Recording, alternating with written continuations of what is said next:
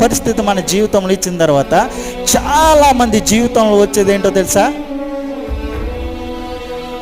గొప్ప స్థానము, గొప్ప స్థితి ఇచ్చిన తర్వాత మనకు వచ్చేదేంటి? గర్వం వస్తుంది. గర్వం వస్తుంది. ఎందుకు వస్తుందో తెలుసా? దేవుడు చేసినటువంటి ప్రతి పనిని మనం మర్చిపోతాం కాబట్టి. అయ్యో, దేవుడు నన్ను కటిక భేద స్థితిలో నుండి ఉన్నతమైనటువంటి స్థితిలోనికి ఏ విధంగా నడిపించాడు అనేటువంటి విషయం మనం మర్చిపోతాం. మర్చిపోయి ఎప్పుడైతే ఉన్నతమైనటువంటి స్థితిని మనం అధిగమించామో అక్కడ మనకి అనిపించేది ఏంటో తెలుసా?